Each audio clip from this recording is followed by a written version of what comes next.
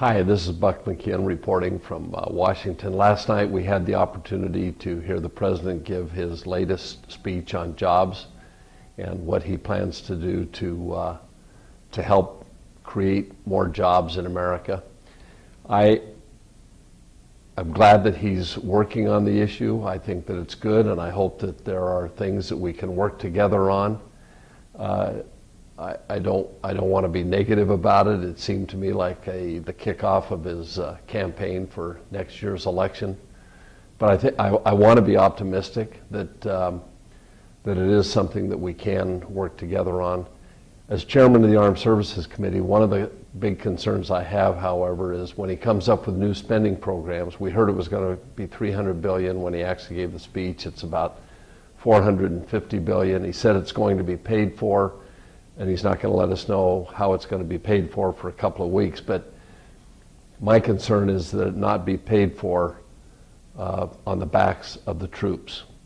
We've already cut almost $500 billion in the last few months out of the defense industry going forward for the next 10 years. And all of that eventually finds its way to the troops. We know that we're going to have a reduction in the amount of men and women we have serving in the Army and the Marines. And it looks like now that was going to be accelerated. So I have some real concerns there. But let me talk just a little bit about job creation. I come from a small business background, and I know that when you talk about a tax credit, the President says we'll give you a tax credit of $4,000 if you hire someone. You know, that to me would not cause me to want to hire someone. What I found always in the retail business is we needed customers. We needed people to sell things to. We needed to have people that had confidence. Right now there's a real lack of certainty of what people can plan on. And that's one of the things that I find as I talk to business people in the district at home.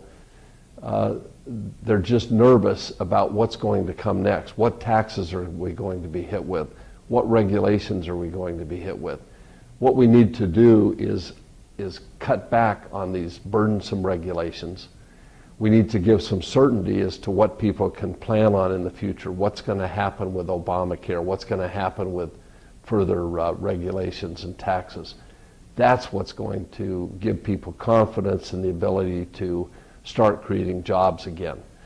I've been involved in job legislation and trying to help people find work since I came to Congress. One of the first things I worked on in the Education Committee was the passage of the Workforce Investment Act, which took 60 federal job training programs and block granted them down to 3 and provided for one-stop shops where people that were out of work or people that were looking for a better job could come in and get help, could get a voucher, could get more education, to go back to get additional training, to get into some other field. Like in our district, we've lost some aerospace jobs over the years. And that's when I was a boy, a person could work at an aerospace company that was building a plane, and then when they stopped building, they could move to another company building a plane. Now we just have a few companies left, and we're not building many planes.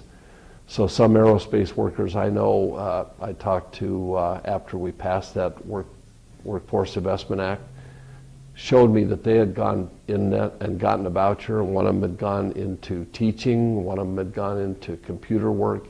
This is the kind of thing that we can do to help create jobs instead of just government spending money to try to create short-term jobs. We need to help people build careers, and this is a very important thing. And I'm working now hard to get this act reauthorized. The other side of the aisle has held us back for years on trying to get this reauthorized. It's very important that we do that.